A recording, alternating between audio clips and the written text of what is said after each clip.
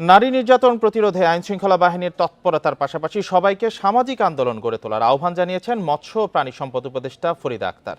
দুপুরে খুলনা জেলা শিল্পকলা একাডেমিতে জুলাই স্মৃতি ফাউন্ডেশনের আয়োজিত আহত যোদ্ধাদের পাশে বাংলাদেশ অনুষ্ঠানে এ আহ্বান জানান তিনি। এই ঈদে জামা জুতো অ্যাক্সেসরিজের ডিসকাউন্ট। অনুষ্ঠানে জুলাই আন্দোলনে আহত খুলনার 53 জনকে আর্থিক সহায়তা তুলে দেওয়া হয়।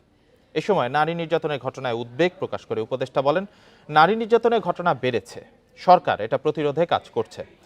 জুলাই আন্দোলনে আহতদের উদ্দেশ্যে তিনি বলেন, আপনারা যে সাহস দেখিয়েছেন তা 1971-এর মুক্তিযুদ্ধকে স্মরণ করিয়ে দেয়। অন্তর্বর্তী সরকারের অন্যতম দায়িত্ব হচ্ছে এই আহতদের পাশে দাঁড়ানো। অনুষ্ঠানে খুলনা বিভাগীয় কমিশনার, জেলা প্রশাসক সহ স্থানীয় কর্মকর্তারাও বক্তৃতা করেন। এখনো আমরা যারা আন্দোলনে আছে তাদেরকে নামতে হবে। এটা শুধু আইন শৃঙ্খলা বাহিনীর দুই একজনকে গ্রেফতার করে শাস্তি দেবে এই ব্যাপার না, এটা সামাজিক আন্দোলন করতে হবে এবং সামাজিকভাবে প্রতিরোধ করতে হবে।